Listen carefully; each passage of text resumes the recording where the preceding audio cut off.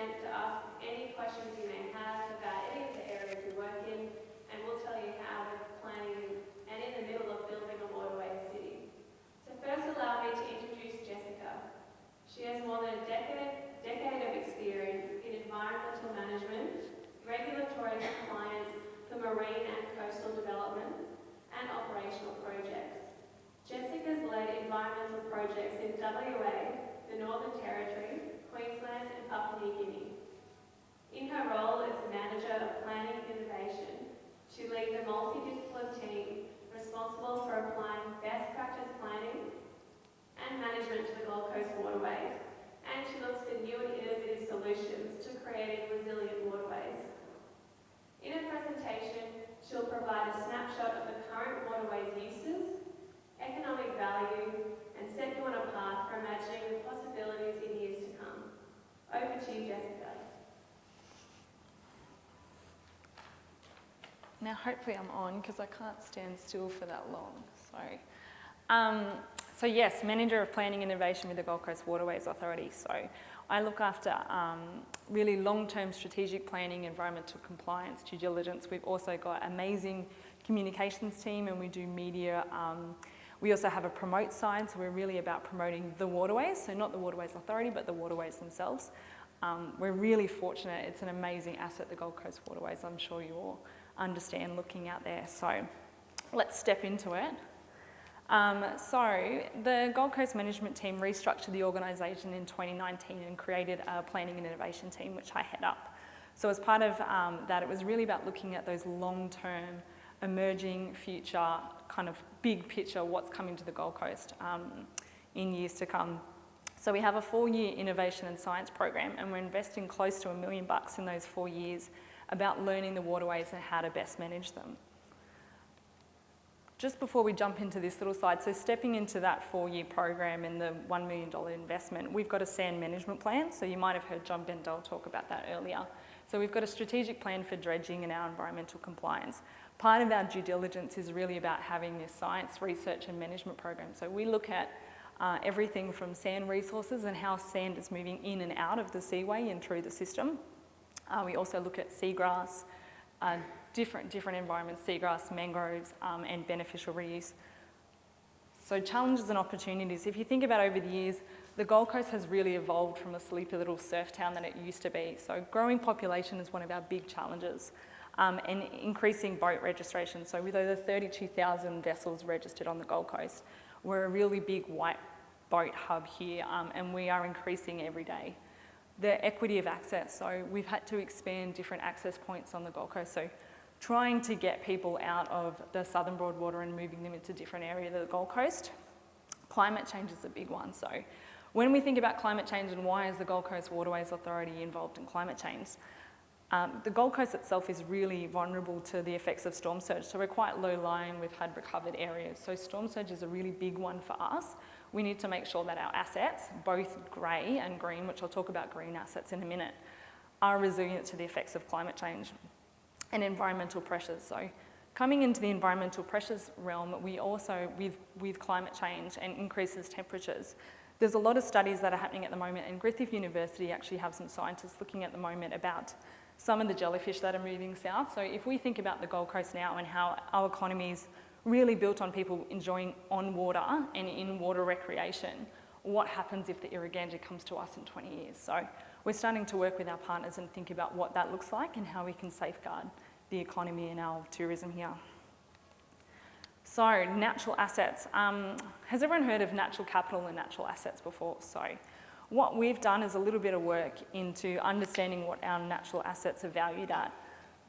When we think about natural capital, we're thinking about the value of that seagrass, but we're also thinking about the value of clean water. So for those that have a marina or any waterside business, the value is there because people see clean water. It's not dirty, there's not garbage floating around everywhere.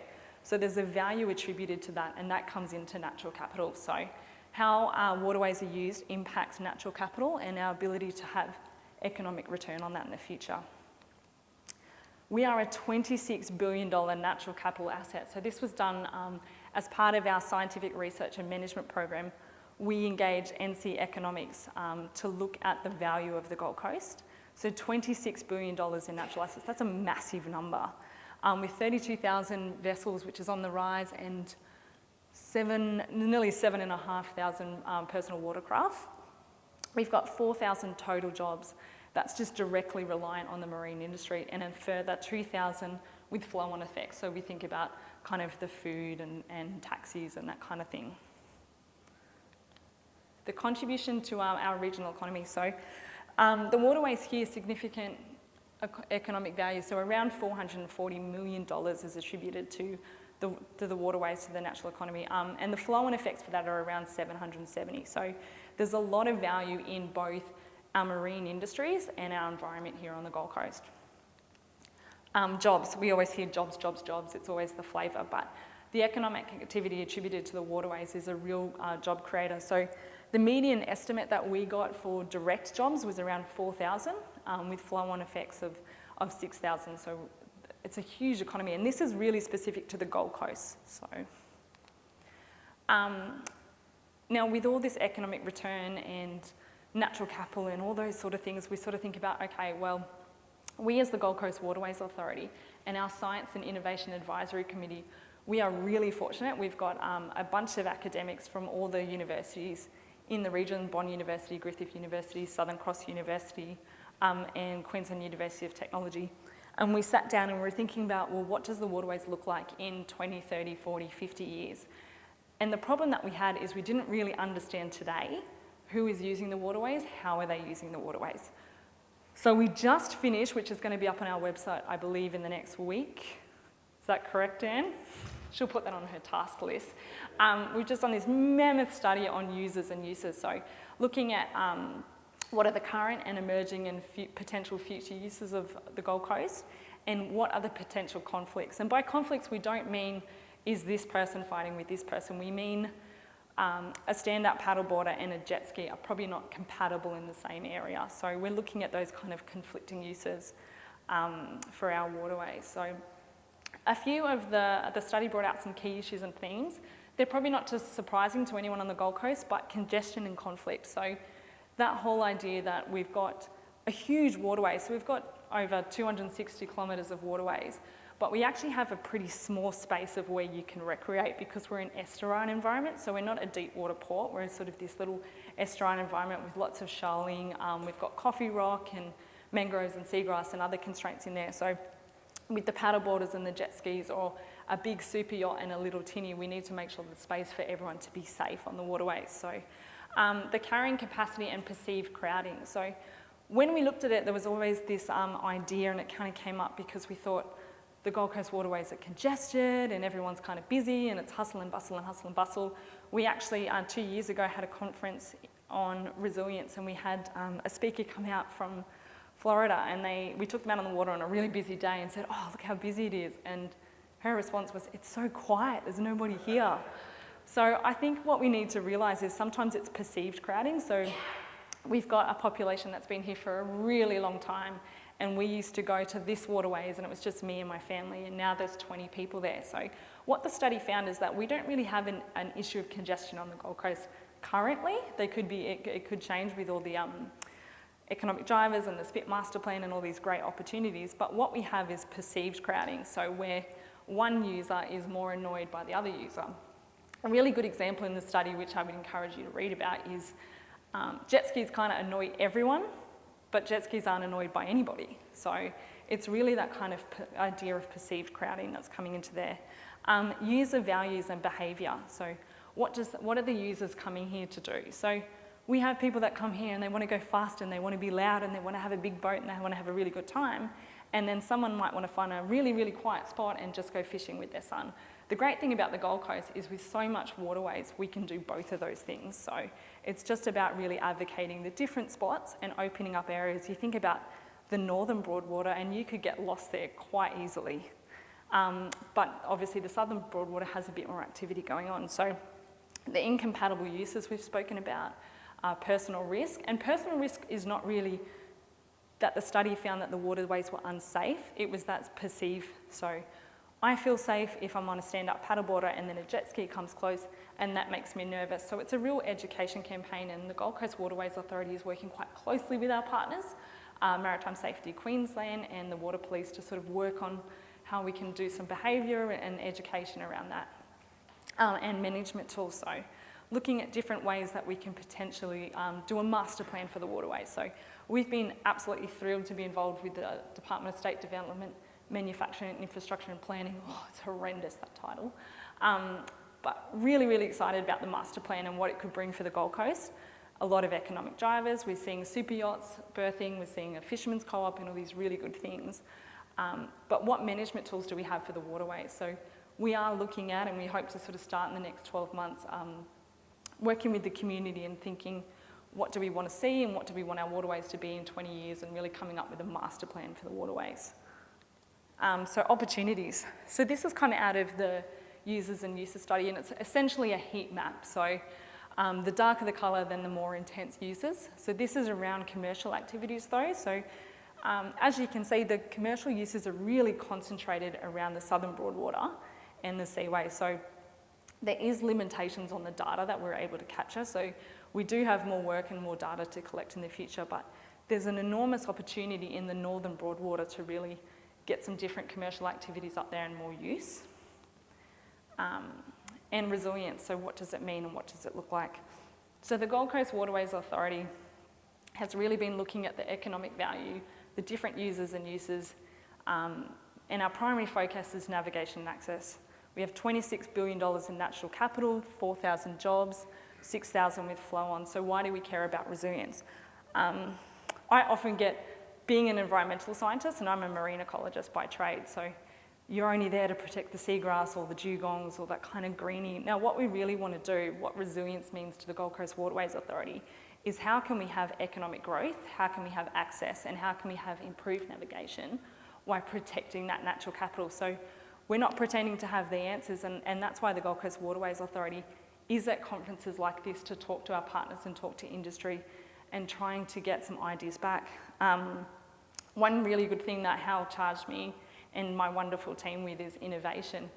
The Gold Coast Waterways Authority aren't pretending that we're going to come up with every gizmo and gadget, but we really want to help you with your gizmos and gadgets and getting them out there. So if you've got a great idea, really come and talk to us, or if you hear about a great idea, we are there to help. So it can just be advice, it can be sitting down and talking and writing kind of applications. We are looking at a few different things ourselves about how we can use the waterways a little bit better and using technology. But resilience for us is really all those things. So resilience planning, I think this is a really interesting slide. So in '83, we know they started looking at the seaway, and in '86, the seaway was created. Big changes. In 2017, essentially the Broadwater's stabilised, as much as an estuarine environment is ever going to be stabilised. The one below is actually the final for the Spit Master Plan, which was released on Saturday by the department. So another big changes. So we've been involved in the Gold Coast Seaway. We look after the sand bypass system. SURFs, the acronym up there, we are a partner with Griffith University and the City of Gold Coast, and that stands for Coastal Engineering Research Facility Station. So I don't know if anyone heard, but on the news they released Big Bird, which is this big wave monitoring that's offshore. We're also going to get wave radars that are going to be on the seaway as well. We're hoping to be able to look at traffic, so we're not there to monitor safety or monitor vessel kind of registrations. It's just size of vessels, how many vessels, when are they using it, peak times. And then really looking at, okay, if we've got this amazing master plan for the Spit, which is only one area, yeah, but how do we incorporate a master plan for the waterways? How do we really look at some of those access points that are in the master plan and kind of work with the community to get a really vibrant waterways city happening? I guess that was a pretty quick snapshot, but our waterways are really our future. The waterways are a major economic driver for the Gold Coast identity. We are really focused on, in the next sort of 5 to 10 years, trying to turn the lens from the beaches and getting people to look into these beautiful waterways. I'm a surfer myself, so I love the beach, but I think the waterways themselves are really undervalued on the Gold Coast, and particularly when you cruise around and you head up north, it is spectacular. So how do we try to look at more destinations on the waterways, get people thinking about waterways, even getting some of those tourism or restaurants to actually start facing in. There's a real opportunity here on the Gold Coast, and I think we're really excited to be part of that. And that's it, but I'm happy to take any questions. Green stuff, I know. I'm also happy to take questions on the master plan. Yeah. You're saying about waterways getting crowded, sorry Shane, the photos. You say about waterways being crowded in the southern end, and I was just looking at the aerials there have changed from, you said the first day, but a lot of people always, obviously safety is a big thing for running around and so on. Yeah. So the banks are moved. What stops us down the track looking at basins and safe havens for salmon to move? And wave breaks are quite an example. I'm a boat myself, but I'm more in there, and you basically just get rocked to, it's not safe for your boat to walk up. But that existing bank, probably 10 years ago, the sand is originally there. Yeah. There's not much to push that back up. Where do we go with that sort of scenario for better mooring areas and basins and such? In terms of the southern Broadwater, there's some pretty big limitations from a geomorphology perspective in the southern Broadwater. So if you have a look in 83, even before wave break was created, there's still a bunch of shoals there. The reason for that, it's all underlined by coffee rock. So once you get too deep, it's actually it's pretty hard to dredge and create basins. I'm not a coastal geomorphologist, so I probably wouldn't tap into that line of thinking, but we have to be really careful about essentially in the environment, if you create a hole, so if we dredge something and we create a hole, then you're moving sand and sediment and water from somewhere else. So we have to be careful about whatever we do, and things are possible, and with proposals that come in, we would look at them with our agency partners. But if you do something like that, you just need to be really careful about what that might do upstream. So, but yeah, there's definitely opportunity there. So they're not probably making big, deep holes in a couple of the banks around as they originally were. Not that the banks were there and there were people getting up with smaller boats with the beach behind them and are protected from Yeah. the main channel. One thing we are looking at in that realm, Shane, is actually beneficial reuse. So we dredge channels and we typically just put it on the most convenient or areas that have high erosion. Yeah, so we are working with agencies. As you can imagine, anything innovative and new in this space takes time. So we are one state agency, but we have our partners, Department of Environment and Science and DAF, that we're in discussions with. We are really keen to actually start using that sediment and beneficially reuse to provide kind of that sort of breakwater area where people will have that safe harbour. And as well, for the big greenies like me, there's also environmental benefits of that. We get fish recruiting, but we are looking at a few things like that, so stay tuned. And that's obviously feedback that I get from customers, so Yeah. even stop over when it comes to yard life, there's only a small amount of areas for them to hang Yeah. while they come up the river with swimming and so on, which, We've actually, it's an interesting point because we've got the Science and Innovation Advisory Committee that I was talking about have a big working group that's happening in June, and we are focused on exactly that issue. How can we beneficially use our dredge spoil to create habitat and provide resilience? So with seagrass and things like that, if we think about sea level rise, and even if we take the 0.8 of a metre sea level rise, we're likely to get a big loss in seagrass because they have a kind of preferred threshold for the sunlight. So between 0 and 3 metres, and most seagrasses are happy. Once it gets deeper than that, particularly on the Gold Coast, then they're not that happy. So if we can use beneficial reuse to help some seagrass colonies and also provide some refuge and some safe anchorage, I think particularly when we've got a lot of traffic moving through and we've got narrow navigational channels, if we can have some sort of spots where people can safely anchor and hang out with their kids and have a bit of a paddle, I think that's a real big win for everyone. So stay tuned, we're going to call on the experts for that. Any other questions? Great. Well, we'll be hanging around. We'll have a bit of a take 5 before we set up for a sort of panel Q&A with Hal, myself, and I think Anne's going to join us as well, and John. But if you want to ask any other questions, then I'll be hanging around. So thank you very much.